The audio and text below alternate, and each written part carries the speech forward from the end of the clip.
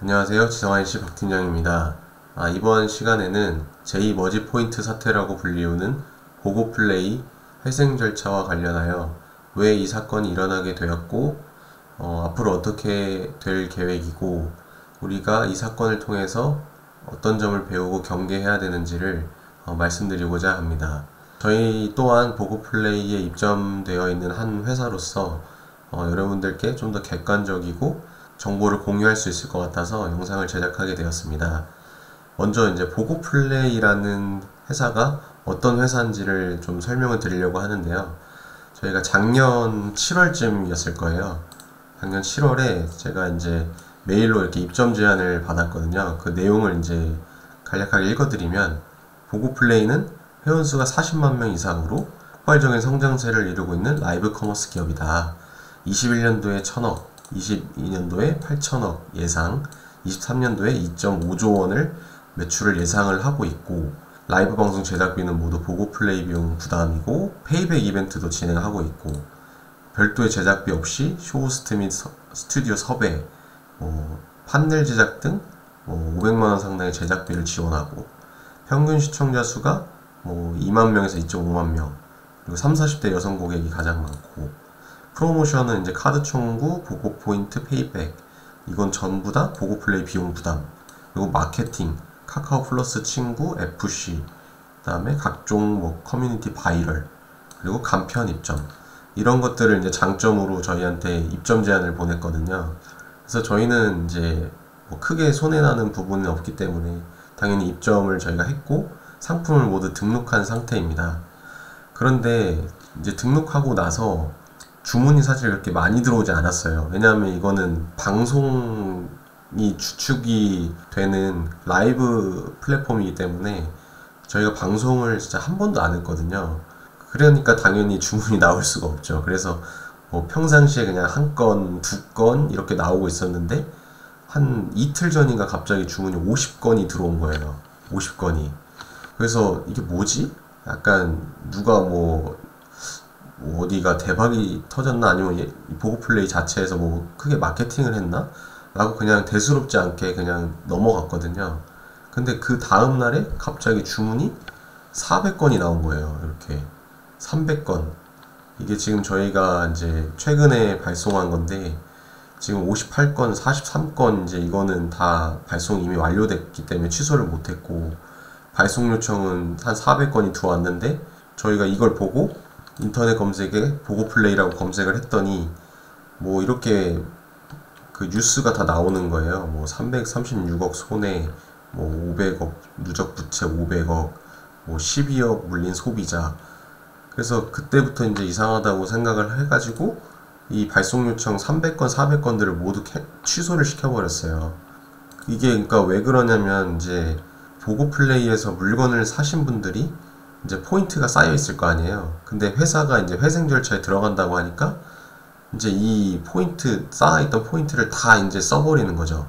그러면 여기에 이제 입점해 있는 업체들이 그 부채를 떠안는 거예요. 정산을 못 받는 거예요. 회사가 만약에 회생 절차에 들어갔는데 회생이 안 되면. 그러니까 저희의 입장에서는 당연히 다 그 취소를 할 수밖에 없는 상황이었어요. 그리고 이전에도 지금 정산금이 묶여 있기 때문에 더 이상 피해를 보면 안 돼서 죄송하지만 저희가 양해 말씀을 구하고 전체 다 취소를 했습니다. 지금 오늘 어제죠. 이제 1월 19일 목요일 날에 이제 대표님이 코엑스에서 간담회를 이제 진행을 하신다고 했는데, 제가 그 뉴스를 보니까 입점사들이 80% 이상 동의를 해주면 다른 투자자를 찾아서 투자를 받겠다. 그래서 그걸로 다시 자금을 마련해서 여러분들께 정산을 해주겠다. 이런 내용들이 들어가 있더라고요.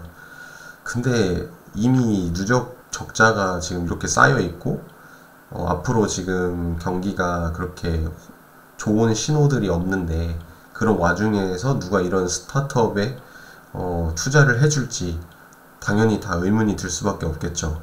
그러니까 거기에 오신 분들은 당연히 항의를 할 수밖에 없고, 지금은 이제 회사 자체가 어려우니까 일단은 기다릴 수밖에 없는 거죠, 계속. 그래서 저희가 이제 이런 스타트업이나 어떤 잘 알려지지 않은, 그러니까 단기간에 매출 파이만 급격하게 성장하는 업체들을 입점을 하거나 혹은 거래를 할 때 재무 구조를 볼 수 있어야 돼요. 근데 이게 사실 내부 그 직원들이나 뭐 그런 사람들이 아니면 내부 속사정을 저희가 쉽게 알 수는 없거든요. 그래서 일단은 처음에는 이런 데는 너무 급하게 뭐 이벤트를 막 이렇게 많이 해가지고 큰 매출을 일으키기보다는 조금씩 해보면서 매출을 조금씩 계단 형식으로 늘려가는 게 저는 중요하다고 생각합니다.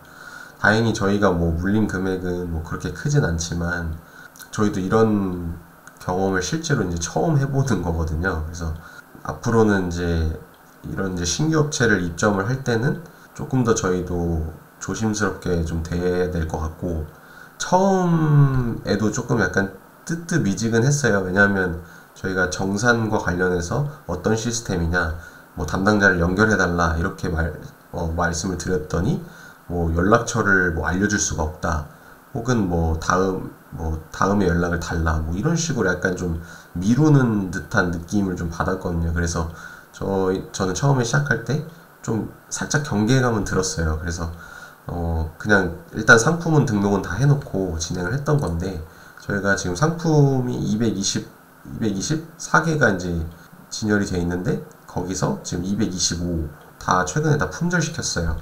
이제 더 이상 판매가 되지 않도록. 그래서 일단은 지금 저희 주문 판매 현황은 지금 이렇게 마무리가 됐고, 이제 앞으로는 이런 일이 좀 생기지 않았으면 좋겠고, 특히나 이제 스타트업, 워낙 이제 이커머스 시장에서 온라인 시장 규모가 이제 점점점 증가하다 보니까 신규 업체들도 많이 나오는데, 그만큼 폐업하는 곳도 굉장히 많거든요. 제가 겪어본 바로는. 그래서 저는 일단은 신규 입점 제의가 오면 그렇게 막 바로 시작하지는 않는 편이에요.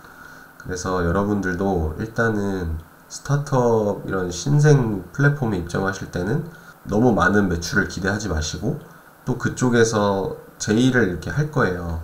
여기도 보면은 지금 뭐 마케팅 비용이나 뭐 쇼호스트 비용, 카드 청구, 포인트 페이백 뭐 이런 것들을 이제 소비자들한테 혜택을 주면서 소비자들을 이제 많이 늘리는 거죠. 매출 파일을 막 1,000억, 2,000억 뭐 이렇게 늘려서 투자자한테 투자도 받고, 그렇게 해서 덩치를 키워서 나중엔 결국 그 기업이 살아남아서 이익을 이제 어느 정도 보려고 하는 그런 비즈니스 모델인데, 지금 그렇게 하기가 상당히 어렵죠.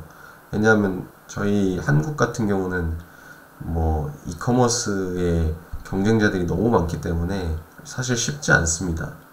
쿠팡 같은 경우도 매번 적자 보다가 최근에 들어서 한번 흑자로 이제 전환했잖아요. 근데 그만큼 소비자분들한테 혜택을 많이 준다는 건, 뭐 회사가 계속 적자 구조에서 어떻게든 매출로 성장을 하고 나중에 이제 뭔가 유료 서비스를 만들어서 락인을 하고 경쟁사들을 무너뜨려서 자기가 거기서 이제 승자 독식을 하는 그런 구조로 가는 거기 때문에, 이런 회사에서 중요하게 볼 거는 이제 재무 구조를 봐야 되거든요.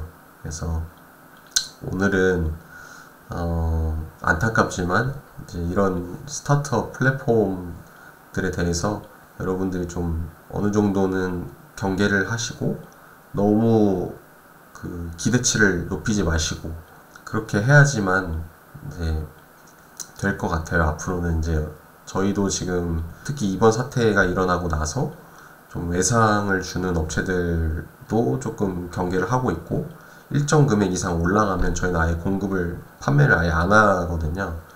그래서 이렇게 좀 경기가 좀 어려울 때는 자금 회전 순환이 굉장히 중요하기 때문에 그런 부분들을 좀 인지를 하시고 앞으로 사업하시는데 좀 도움이 되셨으면 좋겠습니다. 감사합니다.